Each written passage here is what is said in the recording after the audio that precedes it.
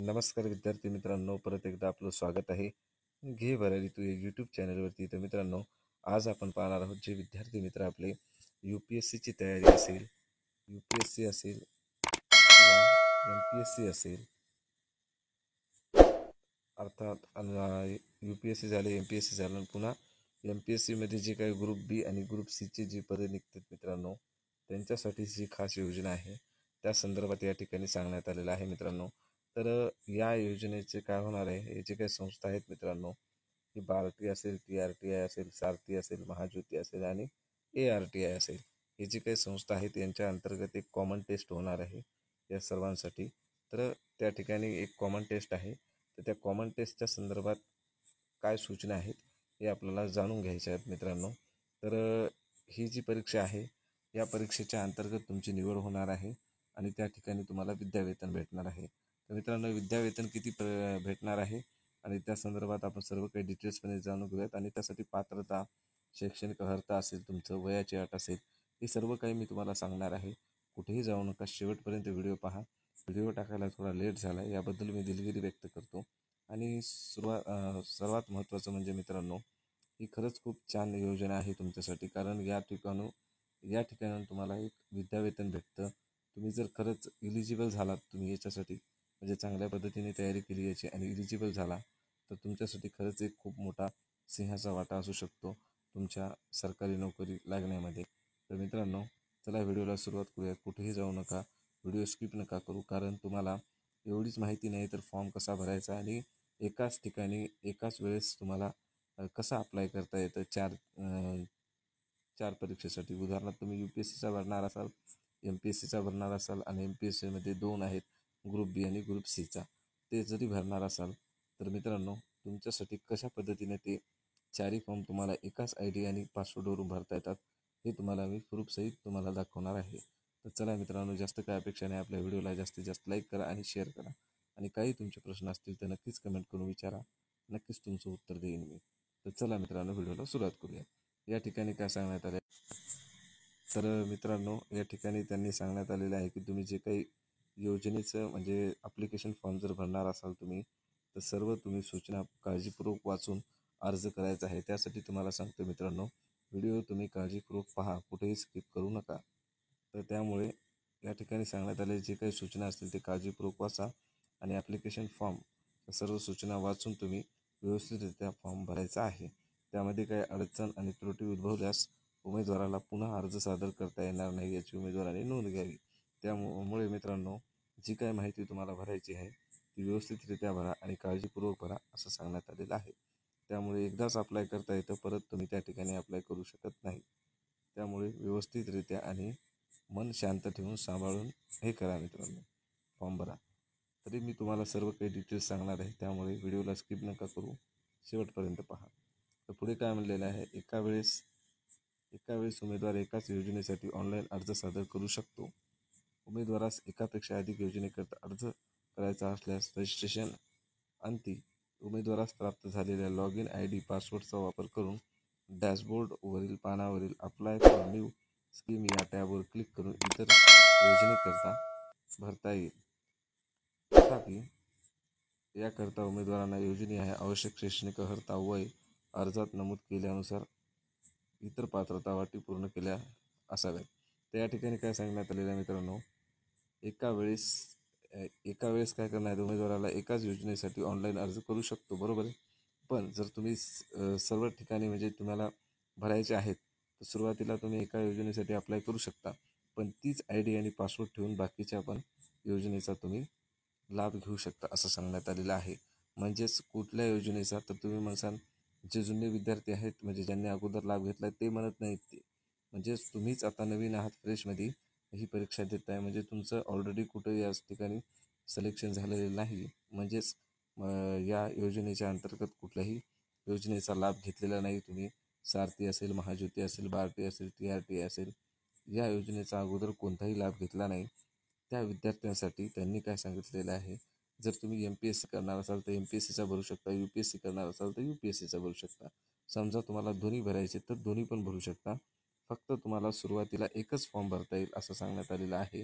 आणि त्यानंतर तुमचा जो काही ID आणि पासवर्ड भेटेल तोच ID आणि पासवर्ड वापरून तुम्ही डॅशबोर्डवरती जाऊन अप्लाय फॉर न्यू स्कीम या टॅबवरती क्लिक करून तुम्हाला कोणत्या याच्यासाठी फॉर्म भरायचा आहे स्कीमसाठी ते तुम्ही करू शकता असं सांगण्यात आलेलं आहे.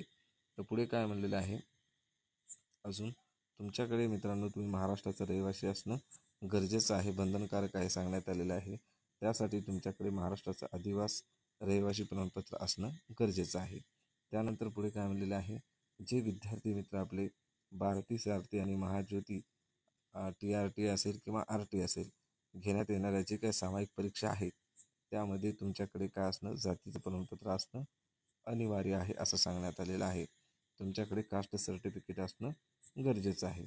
नंतर पुढे काय म्हणलेलं आहे बघा, TRT असेल करता ऑनलाईन अर्ज करण्यासाठी जे काही अनुसूचित जमातीचे विद्यार्थी आहेत त्यांच्याकडे कास्ट वैधता प्रमाणपत्र असणं गरजेचं आहे सांगण्यात आलेलं आहे.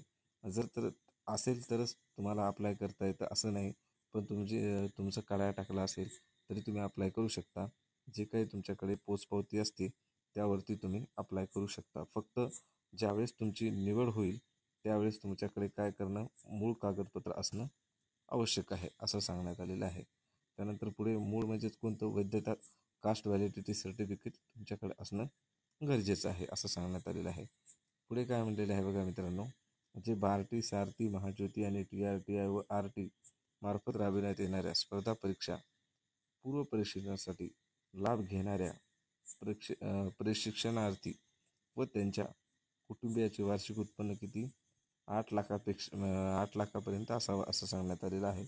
म्हणजे जे विद्यार्थी मित्र आपले लाभ घेणार आहेत त्यांच्याकडे 8 लाखाचं उत्पन्न असणं बंधनकारक आहे असं सांगण्यात आलेलं आहे. उमेदवाराचे जर उत्पन्न 8 लाखापेक्षा जास्त असल्यास उमेदवार सदर योजनेचा लाभ घेता येणार नाही. जर 8 लाखापेक्षा जर जास्त उत्पन्न असेल तर ते या योजनेचा लाभ घेणार नाही. याबाबत तहसील कार्यालयात निर्गमित केलेला उत्पन्नाचा दाखला सादर करणे आवश्यक आहे. म्हणजे याचा अर्थ तुमच्याकडे उत्पन्नाचं सर्टिफिकेट असणं सुद्धा गरजेचं आहे, ते पण 8 लाखाच्या आतमधले. 8 लाखाच्या वरती असेल तर तुम्हाला त्या योजनेचा लाभ भेटणार नाही.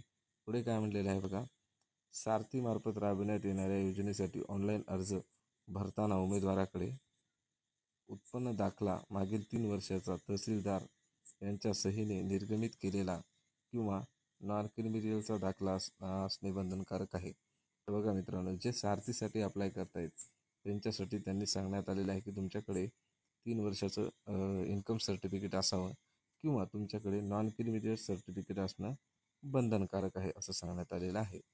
त्यानंतर पुढे काय म्हणले, महाज्योती मार्फत राबविण्यात येणाऱ्या योजनेसाठी ऑनलाईन अर्ज भरतात. जे विद्यार्थी मित्र महाज्योतीसाठी ऑनलाईन अर्ज भरतायत त्यांच्याकडे नॉन क्रिमिनलचा दाखला असणं काय गरजेचं आहे सांगण्यात आलेलं आहे. त्यानंतर जे दिव्यांग विद्यार्थी असलेस, जे दिव्यांग विद्यार्थी आहेत त्या उमेदवाराकडे दिव्यांगाचा दाखला असणे बंधनकारक आहे. आणि जे अनाथ उमेदवार आहेत त्यांच्यासाठी अनाथ सर्टिफिकेट म्हणजे त्यांच्याकडे जो सर्टिफिकेट असतो त्यांचं ऑर्फनचं ते असणं बंधनकारक आहे. जे कोणी दिलेलं असतं त्यांना उपायुक्त महिला बालविकास आयुक्तालय यांनी निर्गमित केलेला दाखला असणं तुमच्याकडे बंधनकारक आहे असं सांगण्यात आले. त्यानंतर पुढे काय म्हणलेले बघा, शासकीय सेवेत असणाऱ्या उमेदवारास या प्रशिक्षणासाठी योजनेचा लाभ घेता येणार नाही. अशा प्रकारची खोटी माहिती सादर केल्यास किंवा माहिती लपविल्यास व तसे या कार्यालयाच्या निदर्शनास आल्यास चुकीची व दिशाभूल करणारी माहिती सादर केल्याबद्दल उमेदवाराचे प्रवेश तत्काळ रद्द करण्यात येईल व उमेदवारावर दंडात्मक कारवाई करण्यात येईल. तसेच या उमेदवाराला पुढील भविष्यात संस्थेच्या कोणत्याही योजनेचा लाभ मिळणार नाही याची उमेदवारांनी नोंद घ्यावी. बघा मित्रांनो, या ठिकाणी काय सांगले, जे शासकीय नोकरीत होते अगोदर जे होते त्यांनी लाभ घेतलेला आहे बऱ्याच जणांनी.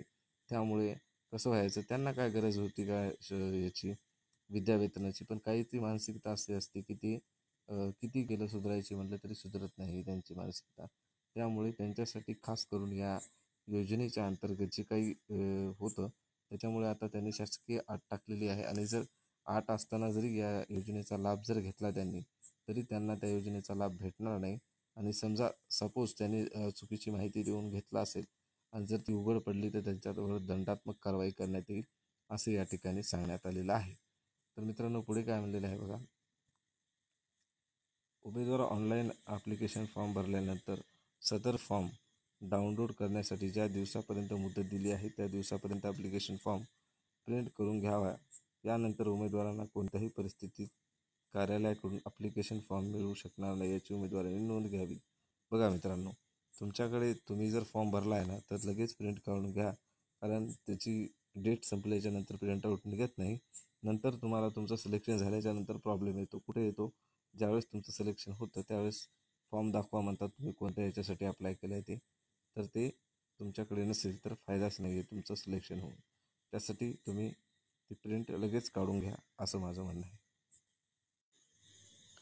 तर पुढे काय म्हणलेलं आहे बघा मित्रांनो, उमेदवारांनी ऑनलाईन अर्ज सादर करताना ऑनलाईन परीक्षेसाठी जे जिल्हे निवडले असतील व प्रथम प्राधान्य तत्वानुसार जे जिल्हे व परीक्षा केंद्र उमेदवारास प्राप्त झाले असेल तिथेच त्याच परीक्षेसाठी उपस्थित राहावे लागेल. यात कोणताही बदल केला जाणार नाही याची नोंद घ्यावी. म्हणजे मित्रांनो, या ठिकाणी 3 प्रेफरन्स राहतात प्रत्येक वेळेस. आता या परीक्षेमध्ये काय माहिती नाही, पण आता जर तुम्ही जे पहिला प्रेफरन्स दिलेला आहे जिल्ह्याचा, त्याच ठिकाणी तुमची एक्झाम होणार आहे असं सांगण्यात आलेलं आहे. त्याच ठिकाणी तुम्हाला उपस्थित राहायचं आहे असं या ठिकाणी सांगण्यात आलेलं आहे. पुढे काय म्हणले बघा, उमेदवारांना ऑनलाईन अर्जात नोंदविलेल्या व्यतिरिक्त कोणतेही परीक्षा केंद्र, जिल्हा, सिटी रद्द करण्याचा आणि किंवा इतर काही केंद्र जोडण्याचा अधिकार, तसेच अपरिहार्य परिस्थितीत उमेदवारास काय करण्यात येईल, उपलब्ध क्षमता व रिक्त जागानुसार कोणतेही परीक्षा केंद्र वाटप करण्याचा अधिकार पूर्णतः कोणाचा आहे? बार्टी पुणे यांनी राखून ठेवलेला आहे.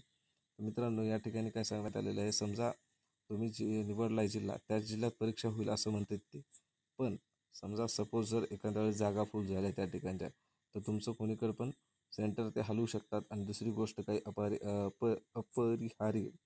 अपरिहार्य जर घटना काही घडली असेल, म्हणजे उदाहरणार्थ काही त्या ठिकाणी पूर आला असेल, पाणी जास्त आलं असेल, किंवा त्या ठिकाणी काही आपत्तीजनक परिस्थिती आली असेल, इमर्जन्सी, तर त्या ठिकाणी त्यांनी त्या ठिकाणून परीक्षा दुसरीकडे पण ते घेऊ शकतात असंच या ठिकाणी सांगण्यात आलेलं आहे. तर पुढे काय म्हणलेलं आहे, फक्त संघ लोकसेवा आयोग म्हणजे अर्थात UPSCचे जे काही विद्यार्थी मित्र पूर्व परीक्षेसाठी सामायिक परीक्षा करता कुठं दिल्ली हे परीक्षा केंद्र उपलब्ध करून देण्यात आलेले आहे. म्हणजेच तर मित्रांनो, जे विद्यार्थी मित्र फक्त UPSCची तयारी करणारे आहेत त्यांच्यासाठीच काय केलेलं आहे, परीक्षा केंद्र कुठं दिल्लीला उपलब्ध करून देण्यात आलेलं आहे. उर्वरित सर्व ऑनलाईन परीक्षा हे महाराष्ट्रातील केंद्रावर देण्यात येईल. ज्या उमेदवाराला एकापेक्षा जास्त प्रशिक्षणासाठी अर्ज करायचा आहे अशा उमेदवारांनी याबाबत स्वतःच्या जबाबदारीने परीक्षा केंद्र निवडावी. कोणत्याही परिस्थितीत परीक्षा केंद्र बदलून देण्यात येणार नाही याची नोंद घ्यावी. तर मित्रांनो, जे विद्यार्थी मित्र आपले UPSCची तयारी करणारे आहेत त्यांचीच फक्त दिल्लीला परीक्षा आहे. बाकी जे कुठल्याही एक्झाम असतील, म्हणजे MPSCच्या अंतर्गत MPSC असेल, MPSC कंबाईनची असेल, ग्रुप बीची किंवा सीची असेल, तर ते जे काही आहेत ते महाराष्ट्रातच आहेत. फक्त UPSCची तेवढी दिल्लीत आहे. त्यामुळे टाकताना सेंटर तुम्ही व्यवस्थितरित्या टाका असं सांगण्यात आलेलं आहे. कोणत्याही परिस्थितीत तुमचं सेंटर बदलून दिलं जाणार नाही असं या ठिकाणी सांगण्यात आलेलं आहे. तर पुढे काय म्हणलेलं आहे बघा, अर्ज भरताना ज्यांना युजर ID मिळालेले पासवर्ड व्यवस्थित सांभाळून ठेवा असं सांगण्यात आलेलं आहे. ज्यांना युजर ID आणि पासवर्ड मिळालेले आहे त्यांनी व्यवस्थितरित्या सांभाळून ठेवण्यास सांगण्यात आलेलं आहे. उमेदवारांच्या म्हणजे जे काही झालेलं आहे जनरेट असलेला युजर ID आणि पासवर्ड आहे पुन्हा उपलब्ध करून दिला जाणार नाही याची उमेदवारांनी नोंद घ्यावी असं सांगण्यात आलेलं आहे. त्यामुळे तो सांभाळून ठेवा असं सांगण्यात आलेलं आहे. पुढे काय म्हणले, उमेदवारांनी ऑनलाईन ॲप्लिकेशन फॉर्म काळजीपूर्वक भरावा. यामध्ये स्वतःचा आधार क्रमांक व मोबाईल क्रमांक काळजीपूर्वक भरावा असं सांगण्यात आलेलं आहे. नंतर उमेदवारांनी खोटे कागदपत्र सादर करून योजनेचा लाभ घेतला असल्यास, तसंच जर निदर्शनास आलं त्यांच्या, तर संपूर्ण प्रशिक्षणाचा खर्च वसूल करून कायदेशीर दंडात्मक कारवाई केली जाईल. बघा मित्रांनो, या ठिकाणी जर खोट्या पद्धतीने तुम्ही फॉर्म भरला तर तुमची उघड जर माहिती झाली तर आत्तापर्यंत तुमच्यावर जेवढा त्या योजनेच्या अंतर्गत खर्च करण्यात आलेला आहे ते पूर्ण खर्च वसूल करून तुमच्यावर दंडात्मक कारवाई करण्यात येईल असं या ठिकाणी सांगण्यात आलेलं आहे. तर पुढे काय म्हणले बघा, उमेदवाराने सेट हे ती परीक्षा म्हणजे त्याचेच कॉमन टेस्ट जी घेणार आहे त्या परीक्षेचं प्रवेशपत्र कधी येणार आहे मित्रांनो, हॉल तिकीट परीक्षेबाबत असलेल्या सूचनेची माहिती संबंधित वेबसाईटवरती उपलब्ध करून दिलेल्या लिंकवरती क्लिक करून डाउनलोड करून करावे असं सांगण्यात आलेलं आहे. म्हणजे ही जी आहे सामायिक परीक्षेची चाळणी, म्हणजे अर्थात चाळणी परीक्षेची सेटचं वेळापत्रक बार्टीच्या संकेतस्थळावर प्रसिद्ध करण्यात येईल. उमेदवारांनी वेळोवेळी संकेतस्थळाला भेट देणे अनिवार्य आहे असं सांगण्यात आलेलं आहे. जी काही परीक्षा आहे त्याचं कुठं फक्त बार्टीवरती त्याचं टाइम टेबल दिला जाईल असं सांगण्यात आलेलं आहे. एका वेळी जास्त योजनेसाठी ऑनलाईन अर्ज सादर केलेल्या प्रसिद्ध वेळापत्रकानुसार ऑनलाईन परीक्षेसाठी परीक्षा केंद्रावर विहित वेळेत उपस्थित राहण्याची सर्व जबाबदारी उमेदवाराची राहील. याबाबत कोणत्याही प्रकारची परीक्षा केंद्र व परीक्षार्थ्यांनी निर्धारित केलेल्या वेळेत बदल केला जाणार नाही याची नोंद घ्यावी. तर मित्रांनो, या ठिकाणी काय सांगण्यात आलेलं आहे, जे काही विद्यार्थी मित्र आपले आहेत तर त्यांनी जे काही सेंटर एकापेक्षा जास्त जर स्कीमसाठी अप्लाय केला असेल तर त्यांना त्या योजनेचा लाभ भेटेल, पण परीक्षा पण देता येईल. पण त्यांनी काय सांगितलेले, त्यामध्ये वेळेत बदल करणे किंवा तुम्हाला काही वाटत असेल ते चेंज करून भेटणार नाही सेंटर वगैरे असं त्या ठिकाणी सांगण्यात आलेलं आहे. सदर सामायिक परीक्षा प्रवेश परीक्षेसाठी सेटसाठी उमेदवारांनी कोणतेही मूळ कागदपत्र न तपासता सदर चाळणी परीक्षेत बसण्यास मान्यता देण्यात आलेली आहे. तथापि सामायिक चाळणी परीक्षेतून निवड झाल्यानंतर मूळ कागदपत्रे तपासूनच निवड अंतिम करण्यात येईल याची नोंद घ्यावी. सामायिक चाळणी परीक्षा उत्तीर्ण होऊन निवड झाली तरी अंतिम ग्राह्य धरण्यात येणार नाही. बघा आता मित्रांनो, या ठिकाणी काय सांगण्यात आलेलं आहे, तुम्हाला त्यांनी परीक्षेला बसू देणार आहेत, मूळ कागदपत्र तुमचे तपासणार नाहीत. पण ज्यावेळेस तुमचे मूळ कागदपत्र कधी तपासतील, ज्यावेळेस तुमची निवड झाल्यानंतर मूळ कागदपत्र तपासणीसाठी एक अंतिम निवड यादी तपासता सदर चाळणी परीक्षेस बसण्याची मान्यता देण्यात आलेली आहे. तथापि सामायिक चाळणी परीक्षेतून निवड झाल्यानंतर मूळ कागदपत्रे तपासणीपासून निवड अंतिम करण्यात येईल याची नोंद घ्यावी. तर मित्रांनो, या ठिकाणी काय सांगण्यात आलेलं आहे, तुमचे डॉक्युमेंट व्हेरिफिकेशन आता होणार आहे का नाही, डायरेक्ट तुम्ही एक्झाम देऊ शकता, यात काहीच दुमत नाही.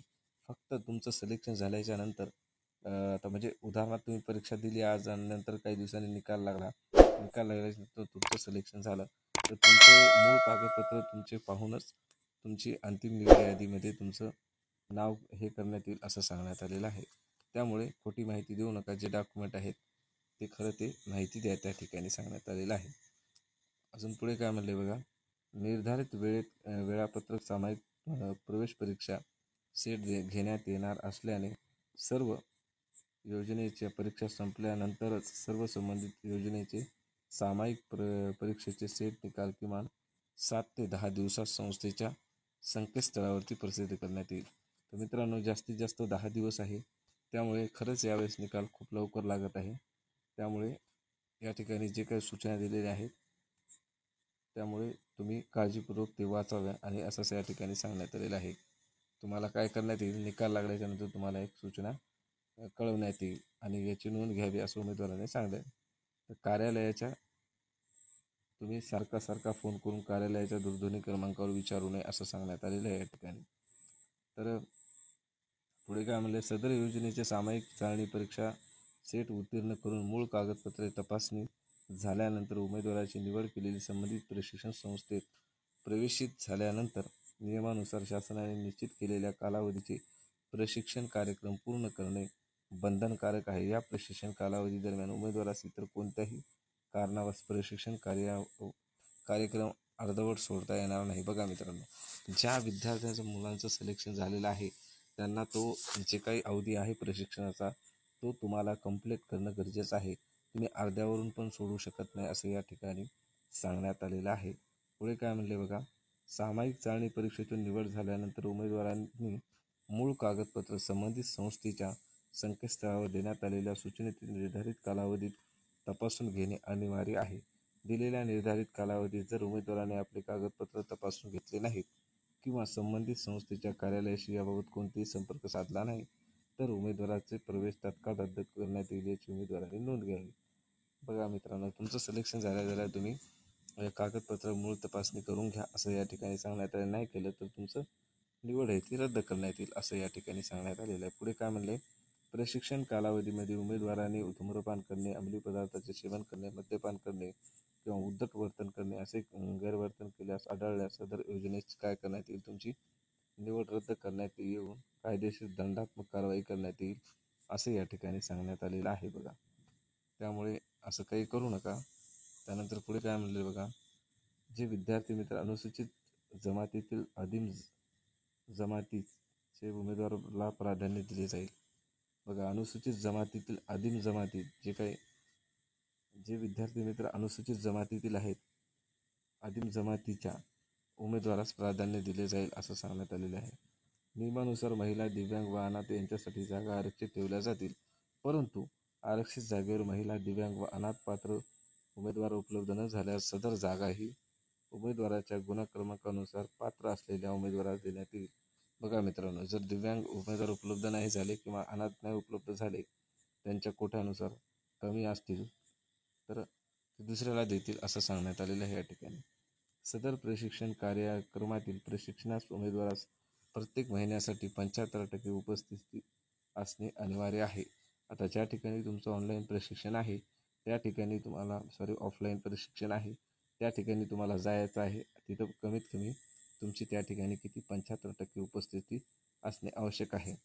प्रवेश परीक्षा, प्रवेशपत्र, गुणपत्रक यादी, प्रतीक्षा यादी, कागदपत्रे तपासणी पडताळणी तसेच इतर प्रक्रियाबाबत सर्व अद्ययावत माहिती तुम्हाला कुठे बार्टीच्या संकेतस्थळावरती भेटणार आहे असं सांगण्यात आलेलं आहे. याबाबत कोणतीही माहिती कोणत्याही उमेदवारास वैयक्तिक स्वरूपात लेखी किंवा पत्रव्यवहाराद्वारे कळवली जाणार नाही याची उमेदवारांनी नोंद घ्यावी. तर जे काही तुम्हाला प्रवेशपत्र असेल, परीक्षा असेल, जे काही असेल तुम्हाला सर्व माहिती कुठे भेटेल तर बार्टीच्या संकेतस्थळावरती भेटेल असं सांगण्यात आलेलं आहे. पुढे काय म्हणले बघा, तर स्पर्धा परीक्षा पूर्व प्रशिक्षणाबाबत शासनाने निश्चित केलेल्या कालावधीनुसार सामान्य अध्ययन या विषयाची पूर्व परीक्षा प्लस मुख्य तसेच मुलाखत व वैकल्पिक विषय तयारी व जे काही आहे तुमचं व्याख्यात्यांचे मानधन, स्टडी मटेरियल, नोट्स, वाचन साहित्य, टेस्ट सिरीज, आवश्यक वर्तमानपत्र, मासिक, पुस्तके, स्टेशनरी इत्यादी पुरवण्याची जबाबदारी संबंधित जे काही नामनिर्देशित प्रशिक्षण संस्थेची राहील असं सांगण्यात आलेले. बघा, म्हणजे तुमची निवड झाल्याच्या नंतर जी कोणती संस्था असेल त्या ठिकाणी विद्यार्थी मित्रांनो तुमची पूर्वपरीक्षा प्लस मुख्य आणि मुलाखतची तयारी तुमची करून घेतली जाईल. त्यामध्ये वैकल्पिक म्हणजेच ऑप्शन जो विषय आहे तुमचा, ऑप्शनल जो विषय आहे तुमचा तो विषय पण त्या ठिकाणी शिकवला जाईल असं सांगण्यात आलेलं आहे. स्टडी मटेरियल तुमच्या नोट्स असतील, जे काही वाचनाचे साहित्य असेल ते कोण देईल, जे तुमचं ज्या ठिकाणी संस्था आहेत त्या ठिकाणी तुम्हाला दिली जाईल, प्रोव्हाइड केली जाईल. टेस्ट सिरीज असेल, मासिक असेल, पुस्तकं असतील किंवा जे वर्तमानपत्र असेल ते त्या ठिकाणी दिलं जाईल. हे महत्त्वाचं आहे मित्रांनो, कारण हे बरेच वेळेस होतं पण मुलांना भेटत नाहीत. ऐन टायमाला संस्था टाळाटाळ करतात. मी पाहिलेलं आहे, मी अनुभवलेलं आहे म्हणून सांगतोय मित्रांनो. पुढे काय म्हणलेलं आहे बघा, सामायिक चाळणी परीक्षेकरता निवड प्रक्रिया पूर्ण झाल्यानंतर बार्टी, RTI, सारथी, महाज्योती, RT या संस्था त्यांच्या लक्षित गटातील विद्यार्थ्यांचे प्रशिक्षण कार्यक्रम त्या संस्थेच्या नियम व निकषानुसार राबवतील. तसेच याबाबत सर्व नियम उमेदवारांना बंधनकारक असतील. तर मित्रांनो, त्यांच्या याच्यानुसार नियमानुसार हे करतील असं सांगण्यात आलेलं आहे. जे काही त्यांचे नियम असतील त्याच्यानुसार ते संस्था सांगतील तसं आपल्याला करावं लागणार आहे. पुढे काय म्हणलेलं आहे, प्रशिक्षण योजनेच्या कालावधी दरम्यान कुठेही शासकीय, निमशासकीय, खाजगी नोकरी करता येणार नाही. तसेच आढळल्यास किंवा याबाबत काही तक्रार प्राप्त झाल्यास प्रवेश रद्द करण्यात येईल व नियमानुसार कारवाई करण्यात येईल. बघा मित्रांनो, या ठिकाणी तुम्हाला शासकीयच नाही तर निमशासकीय सुद्धा जमणार नाही आणि खाजगी तर जमणारच नाही नोकरी असं या ठिकाणी सांगण्यात आलेलं आहे. मित्रांनो, या ठिकाणी तुम्हाला मी सांगतोय की आता शैक्षणिक अर्हता आणि इतर कागदपत्राची यादी तुम्हाला या ठिकाणी सांगण्यात आलेली आहे.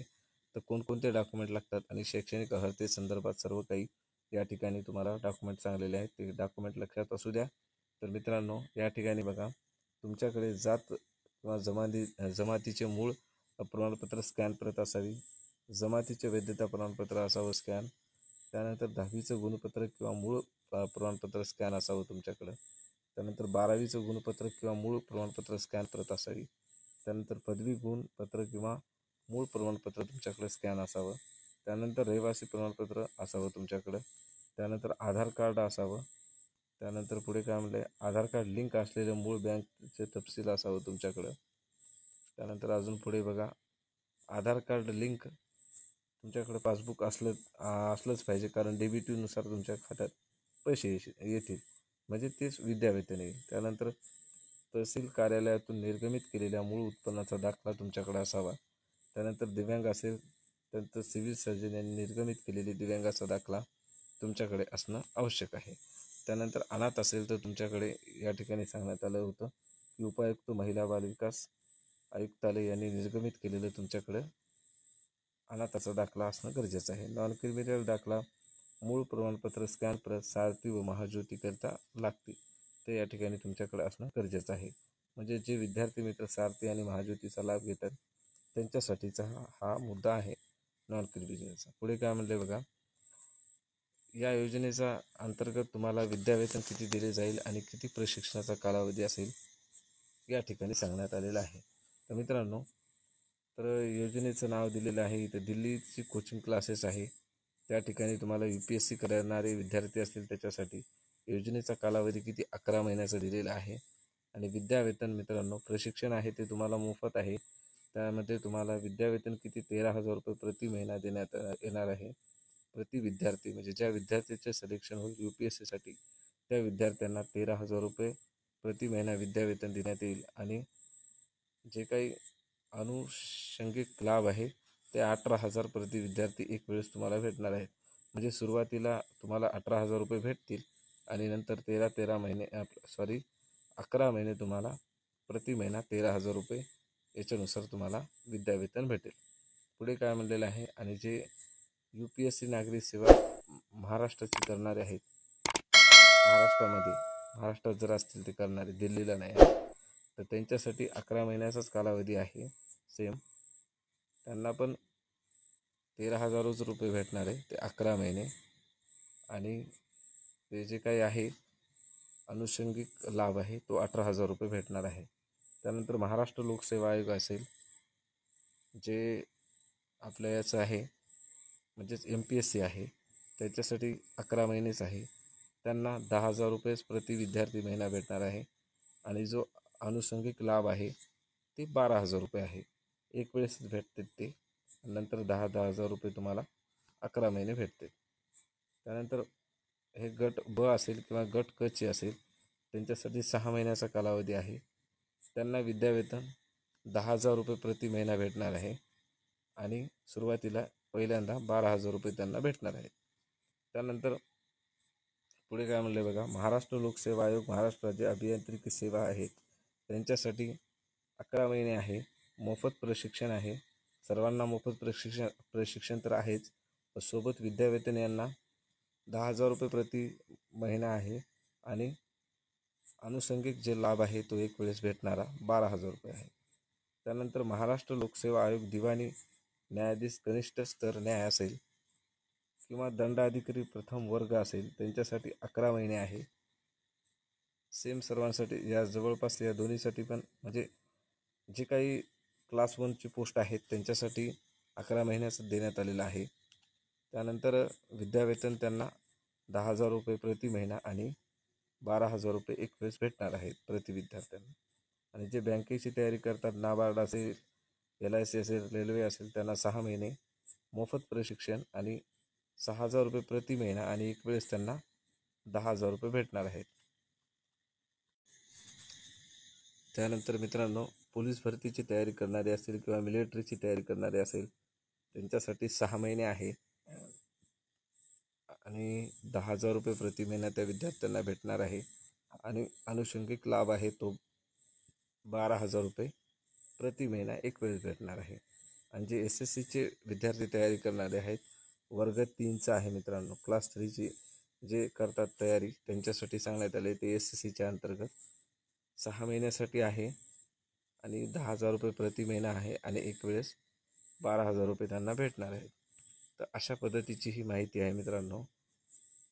पुढे काय म्हणलेलं आहे बघा, उमेदवारास आवेदनपत्र भरताना जर कोणत्याही प्रकारच्या तांत्रिक अडचणी उद्भवल्यास संबंधित संस्थेच्या संकेतस्थळावर देण्यात आलेल्या हेल्पलाईन क्रमांक, ईमेल ID वर संपर्क साधून उपरोक्त सर्व काळजीपूर्वक सूचना वाचून व्यवस्थितरित्या खात्री करून योजनेचा अर्ज करावा असं सांगण्यात आलेलं आहे. समजा तुम्हाला फॉर्म भरताना काही अडचणी आली, बार्टीवाले जे विद्यार्थी आहेत त्यांच्यासाठी इथे या ठिकाणी नंबर देण्यात आलेला आहे. फक्त त्यांनी सोमवार ते शनिवार सकाळी 10 ते सायंकाळी 6 वाजेपर्यंत तुम्हाला कॉल करायचा आहे.